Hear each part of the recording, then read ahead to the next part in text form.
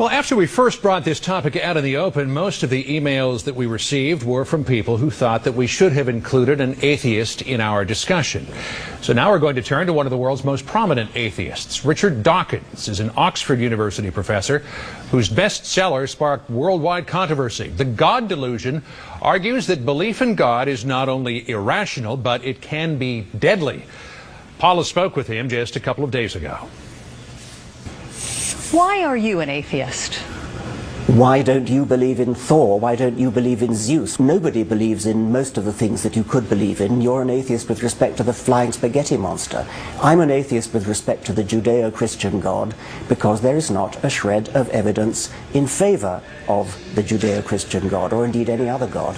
It strikes me that the atheist message is particularly threatening to some Christians because they believe in some way you're trying to compromise their ability to have this stuff out there on the public stage. Is there any public role, as far as you're concerned, for religion? I think people should be free to believe whatever they like, to write whatever they like, to say whatever they like within reason. But the problem is that religious people, I think especially in America and also in the Islamic world, are in the habit of getting it all their own way and are remarkably intolerant of atheists. But why do you think they're so remarkably intolerant of atheists?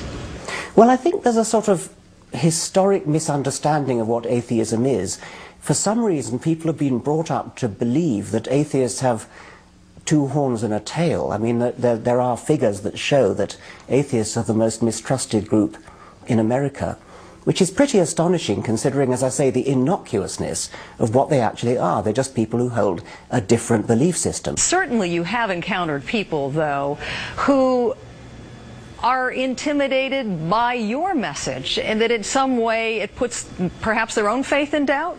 Well, why would anybody be intimidated by mere words? I mean, neither I nor any other atheist that I know ever threatens violence. We never threaten to fly planes into skyscrapers. We never threaten suicide bombs. We're very gentle people. All we do is use words to talk about things like the cosmos, the origin of the universe, evolution, the origin of life. What's there to be frightened of in just an opinion? Final question. How would you characterize the overarching public reaction to atheism? Misunderstanding and really missing an awful lot of what's valuable, because if you're an atheist, you know, you believe this is the only life you're going to get. It's a precious life, it's a beautiful life, it's something that we should live to the full, to the end of our days. Whereas if you're religious and you believe that there's another life somehow, that means you don't live this life to the full because you think you're going to get another one. That's an awfully negative way to live a life. Being an atheist frees you up to live this life properly, happily and fully. R.Dawkins, we really appreciate your time tonight. Thank you so much for joining us. Thank you.